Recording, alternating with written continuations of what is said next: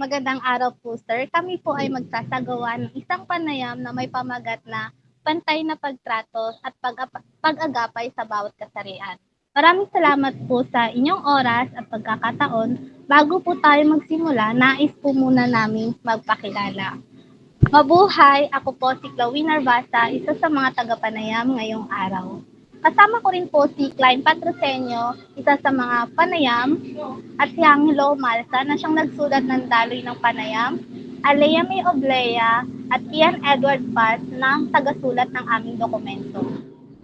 At ang aming mga taga-edit na sina Karil Rapal, Jason Royce Ontiveros at Rex Nervo. Maraming salamat po. Muli sana po ay maging makabuluhan ng ating pag-uusap ngayong araw. At ang layunin po ng panayam na ito ay makuha ang inyong mga pananaw bilang isang guro tungkol sa LGBTQ+ community, kung ano ang inyong opinyon at kung paano ninyo sila tinatrato. Para po tayo makapagsimula, maaari po bang magbahagi kayo ng kaunting personal na impormasyon tungkol sa inyong sarili? Simulan po natin sa inyong pangalan. Ano po ang inyong buong pangalan? Mabuhay! Ako po si Mark Joseph Cruz, isang guro sa National Teachers College. Mahigit 2 taon na total, no? Hindi lang sa National Teachers College, pati sa ibang pang institusyon. Matagal-tagal na rin po talaga, sir, no? Yes. Sa tagal po ng inyong pagtuturo, nagkaroon na po ba kayo ng mga estudyanteng kasapi ng LGBTQ+ community or di kaya mga katrabaho po sa loob ng National Teachers College? Opo, madami na po, no? Siguro sa higit na 2 taon na yun. Madami po ako naging estudyante, madami ako naging ka-work. And just to let you know po, ako din po ay isang parte ng LGBTQIA+ community. Ano po ang inyong karanasan sa pagtuturo sa mga estudyanteng bahagi ng LGBTQ+ community at paano nyo po sila sinusuportahan sa loob ng klase? Siguro sa mga simpleng gawain lamang, no? Tulad ng sa kanilang kasuotan, no? Talagang para sa akin, sa mga kanilang mga kasuotan nila, napapahayag yung kanilang gender expression. That's why kung gusto po nila magsuot ng pambabae, go ahead. Kung gusto nila, feel po nila na magsuot ng panlalaking uniforme, go ahead. As long as this is school appropriate, no? Nakasaad pa din dito yung polisiya ng institusyon natin, no? Why not, no? Kaya tsaka ano po, no, maganda po na talagang napapahayag natin suporta para sa kanila kasi nga ang pagiging parte or miyembro ng community na ito ay hindi madali. Hindi naging walang madaling buhay sa pagiging parte ng komunidad na ito. That's why ang support po ay kinakailangan hindi lamang sa loob ng bahay, but of course sa mga nakakasama nila sa eskwelahan, mga kaibigan nila, mga iba pang grupo ng tao. Totoo nga naman, sir. Talaga naman, bilang ako po, isang estudyante din po ng National Teachers College, talagang ang mga kasapi natin sa LGBTQ+ community ay malaya po talaga silang magsuot ng kung ano ang gusto nila. Yun nga po, maraming salamat po, Sir Joseph, sa inyong maganda at makabuluhang sagot na talagang may matututunan na ating mga tagapanood. Ngayon narito si Klein Patrocinio, isa sa tagapanayam na inyong makakausap sa mga susunod na katanungan. Salamat po sa pagbabahagi ng inyong mga sagot, Ginoong Mark Joseph Cruz. Ngayon po ay nais po nating mas pagtuunan ng pansin ang inyong mga personal na karanasan bilang guro. Ang mga karanasang ito po ay madalas na nagiging batayan ng ating pananaw at suporta para sa mga estudyante, lalo na sa mga bahagi ng LGBTQ+ community. Bilang isang guro po, tiyak na mayroon kayong mga kwento o karanasan na nakaimpluwensya sa inyong pananaw at pagtrato sa mga estudyanteng LGBTQ+. Ano po ang mga personal na karanasan na ito at paano sila nakakatulong sa paghubog ng inyong suporta sa kanila? Ako po, para sa akin, no, never ko pong ikinahiya, never ko pong itinago yung pagiging parte ko ng komunidad QIA plus community, no. That's why as a teacher, no, may mga oras kami na sinishare namin yung mga experiences namin, yung mga natutunan na namin sa buhay, hindi lang sa mga textbooks, no. But of course, as your teacher, isa din po sa mga kailangan naming ituro ay paano mabuhay, no?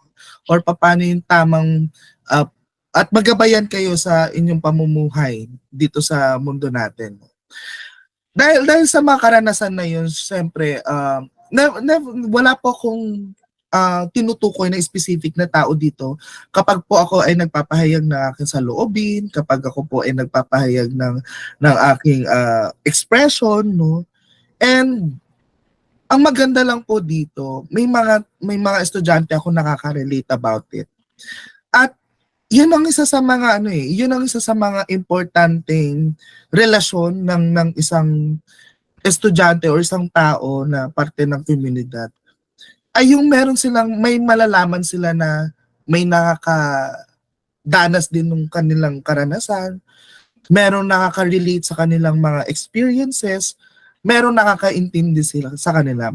Malaking epekto po ito, no, sa pagiging parte ng LGBTQIA+ community, kasi alam mo na meron kang matatakbuhan kaliwat kanan, pataas pababa. Meron kang mapupuntahan, no? Kilala mo kung sino yung masusuporta sa iyo. Kilala mo kung sino yung makakaintindi sa mga nararanasan mong experiences.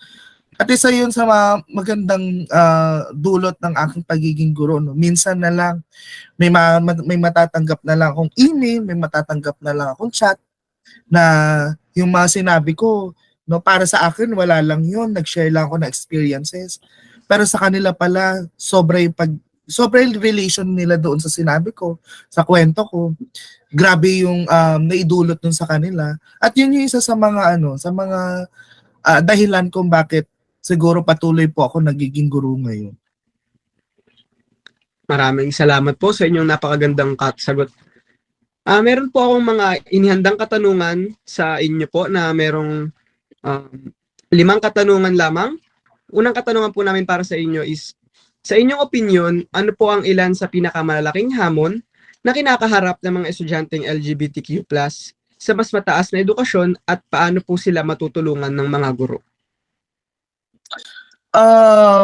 Matinding kinakaharap siguro, isa na yun yung sa tingin nila nalilimitahan sila sa pag-express ng kanilang mga sarili, no? Kasi kapag ang isang tao po ay hindi siya malaya nakakapagpahayag ng kanyang saloobin, ng kanyang opinion, ng kanyang sarili, nafe-feel ng mga tao na yun na talaga naka-chain sila or nakakulong sila sa isang kulungan. Mahirap na ang pagiging estudyante. Mas mahirap na yun. Mas hihirap pa ito kapag yung feeling mo ay parang you are caged in a box. Tapos, sasabay pa yung mga aktibidades ng mga pagiging estudyante. Mas bumibigat tuloy yung pakiramdam ng mga estudyante kapag hindi ka malaya nakapag-express, tapos ang daming pa mga workloads sa student. I think isa sa mga challenges na nakakaharap ng mga students ngayon ay yung hindi pag-express ng kanilang mga sarili. Meron lang pong follow-up question po para sa inyo, sir. Ano rin po ba kayong hamon na kinaharap nung kayo po ay estudyante pa lamang? Isa yun sa binigay kong example, no. Ako po kasi ay galing sa probinsya, no. Ako po ay probinsyanong bata at ako ay pinili ko mag-aral sa Maynila para lang sa tingin ko ay magandang oportunidad para sa akin. At galing sa isang maliit na probinsya, hindi ko malaya hindi ko malayang na ipapahiwatig yung aking mga naramdaman noon. No, ako bago mag-college pa lang. Pero nung nag-umpisa yung college, no, it's just something na syempre ako po ay nag-iisa. Hindi ko kasama yung mga usual na support system ko, yung mga magulang ko, yung mga kapatid ko, yung mga kaibigan ko. Ako po ay nasa ibagong environment. No? So, tapos meron pa akong itinatagong at hindi ko ma-express na sarili, no? At dahil doon, dumadating yung anxiety, yung depression, no? Pero dahil sa mga malalawak na kaisipan ng mga guro, ng mga naging kaklase ko noon, no, natanggap nila ako, no, sa kung sino man ako. Yun yung nakatulong sa akin para makasurvive sa isang napakalaking syudad na ako lang mag-isa at nakabuo ng panibagong support system. No? Kaya mahalaga po yun, no? Para sa akin na we can express ourselves freely. Yun po. Maraming salamat po sa napakagandang kaikling storya po ng nangyari po sa inyo nung kayo po ay nag-aaral pa lamang. Sunod po namin katanungan ay, maaari po bang ipaliwanag ninyo ang ilang mga taktika o pamamaraan na ginamit ninyo sa pagtuturo upang lumikha po ng mas welcoming na kapaligiran para sa ating mga estudyanteng LGBTQ+? Unang-una siguro, don't put much pressure sa estudyante mo para lang i-express yung kanilang gender identity, no? May kanya-kanya tayong panahon para mag-out. No? May kanya-kanya tayong panahon para i-express natin yung mga sarili natin. Pero habang hinihintay mo sila na i-express nila yung kanilang mga sarili, no? Kailangan you will create an environment that you know that is very welcoming, no? Siguro pangalawa na din sa ginagawa ko po ay ang pagtatanong nung kanilang mga nickname or preferred name, no? Kasi isa 'yon sa way para malaman ko kung ano yung pagkakakilanlan na gusto nilang tawagin ko, no? As a teacher at sila ay mga estudyante. Another thing po is that siguro yung hindi pagbibigay ng pressure, like katulad katulad po natin ngayon sa ating course or sa program po natin, no, may mga kasuotan tayo na kailangan nating suotin para lang dahil sa program natin, no. Kung ako po, hindi ko po binibase ang kasuotan sa gender identity, no, ng isang tao. Malaya ko pong sinasabi na sa mga kailangan po sa mga kung feel nyo magsuot ng pambabaeng kasuotan, you can do so. Kapag panlalaking kasuotan naman ang gusto nyong suotin, you can do so. Kasi naniniwala tayo, no, na ang isang kasuotan ay isang kasuotan lamang at walang niinumang meaning ito, no. It's just somehow you can express your gender identity by using these clothes, pero walang kahit na anumang meaning ito. Kasi it's just a thing, no? Ito ay kasuotan lamang. No? Yun po. Maraming salamat po, sir. Tanong ko lang po kung meron na po ba kayong experience na sa klase nyo po na ganun po yung nangyari sa kanya, like dahan-dahan po siyang nagpapakita ng pag-express ng kanyang mindset. Meron naman, no, sa aking experience, sa aking pagtuturo, meron naman, no.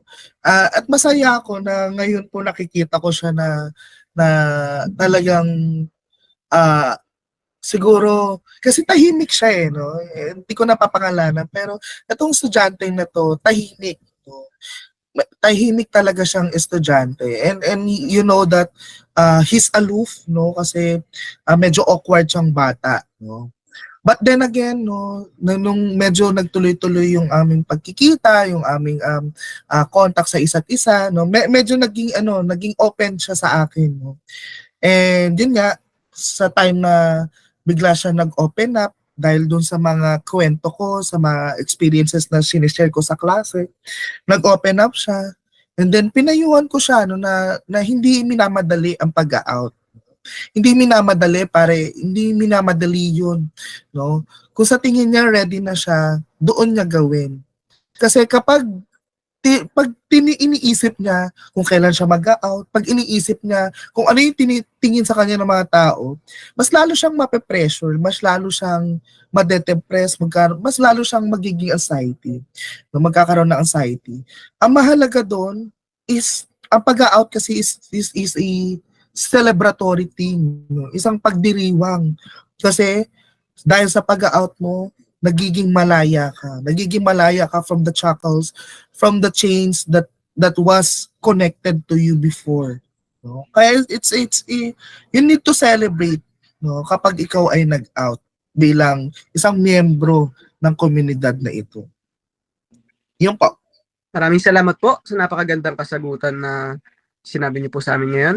Para sa ikatlong katanungan namin ay, ano po sa tingin ninyo ang papel ng mga institusyon sa pagsuporta sa mga estudyanteng LGBTQ+, at ano po ang pagbabago na nais ninyong makita sa aspetong ito? Isa na doon, no, kasi alam nga natin na ang eskwelahan ay pangalawang tahanan ng mga estudyante, no? At saka kaya dapat itong pangalawang tahanan na to ang isa or pumapangalawa sa tumatanggap sa mga taong ito, no? Sa mga miyembro ng ating komunidad, na dapat wala silang mga polisiyo na nagre-restrict, no? Kung saan may papamahagi ng bawat bata yung kanilang ekspresyon, no, sa kanilang mga sarili.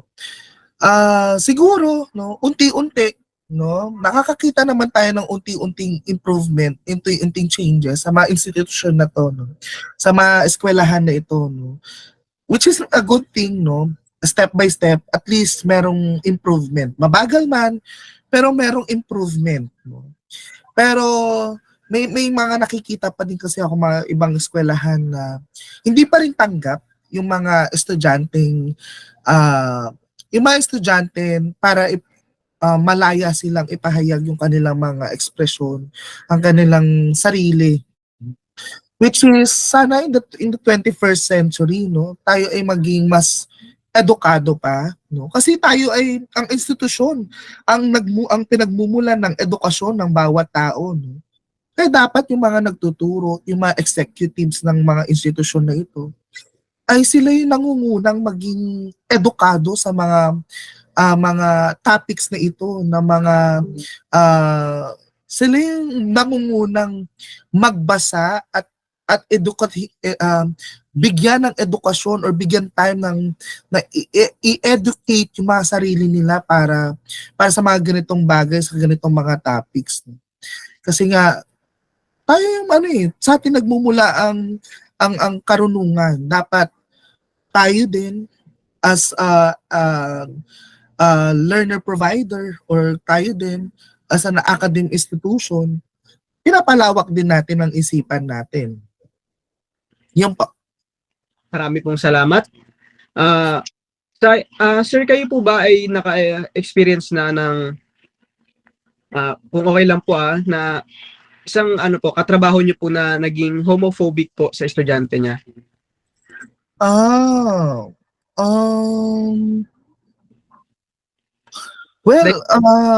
Nagbibiro kunyari po mga offensive jokes po para sa mga LGBTQ+, mga ganun po. Well, good thing, no, sa pagiging guro ko ng 2 taon, wala pa naman ako na-experience na ganun. Pero bago kasi ang pagiging guro, may mga iba pa akong trabaho, which is sa mga organisasyon na yun, medyo talagang malawak pa rin yung pagiging homophobic ng isang tao, no. Talagang norm pa din sa mga organisasyon na yun yung pagiging homophobic. At bilang ako, no, bilang isang miyembro ng LGBTQIA, ako po good thing, no? Hindi ko pa po naranasan na may isang taong mag-throw ng hate sa akin. Siguro it's just the way that I handle myself in public, no? It's just the way that I am confident enough na kaya kong tumayo sa sarili kong mga paa. Pag nakaranas ako ng ganun, talagang susugod tayo, no? Kaya good thing po hindi ko pa siya naranasan. Pero siguro kaya lang naman nararanasan or kaya lang naman ginagawa ng mga ibang tao yan kasi mal-edukado sila, no? They don't know enough para magsabi ng mga ganun, no? It's just that kakulangan yun sa knowledge, no? Kaya dapat, no, kung ikaw ay isang advocate, no, ng equality sa mga miyembro ng LGBTQIA+ community, you need to educate them. Patuloy na pag-eedukado, no, pag-educate sa mga taong ito, no. Dahil kaya nanggagaling yung hatred nila because they don't know enough, no. Hindi sila masyadong edukado sa mga talakayan na ito, sa mga topics na ito. Kaya madali sa kanila makapagsabi ng mga pangit na salita, madali sa kanilang makapag-throw ng mga hateful words kasi hindi sila educated enough, no? So yun, isa din po sa mga sa tip ko para sa mga kamiyembro ko sa LGBTQIA+ community na dapat tumayo tayo sa sarili nating mga paa.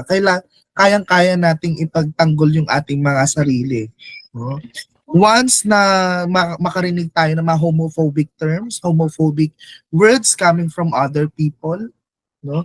This not give them the right, no, to throw hate towards us, no? Sobrang hirap na ang isang buhay, no, ng pagiging bakla, tomboy, no, transgender. Sobrang hirap na po, no?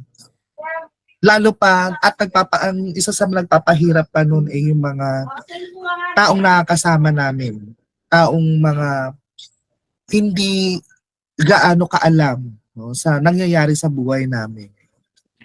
Yun po. Maraming salamat po. Talagang marami pa rin mga tao ang hindi bukas ang isip pagdating sa gender equality. Maraming salamat po. Para sa ika-4 na katanungan, ano po ang nararamdaman ninyo tungkol sa inyong trabaho bilang guro para sa mga estudyanteng LGBT+? Paano po kayo bumubuo ng mga suportadong ugnayan sa kanila? Well, ewan ko, no, baka dahil sa karanasan ng mga estudyanteng ito, no, feeling ko naman generally in terms of members of the community, they are cheerful enough, no. They really are joyful person, no? Baka dahil sa naranasan nila na masasakit, tinatago nila ito via sa pagiging masayahin, mga gano'n. So, isa sa mga gusto ko lamang is makapag-create ng isang environment na mafe-feel nila na safe sila doon.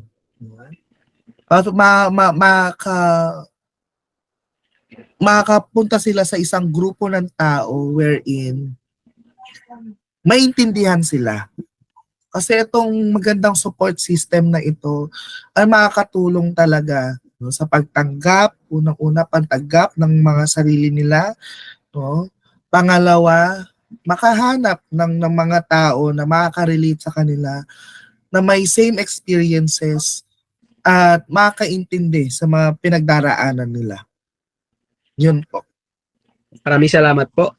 Para sa ika-5 at huling katanungan ay, sa hinaharap, ano po ang pagbabago ang inaasahan nyo sa akademya tungkol sa inclusivity ng LGBTQ+? At paano po makakatulong ang mga guro sa pagsulong ng mga pagbabagong ito? Unang-una, no, sana magkaroon na ng drag race sa eskwelahan.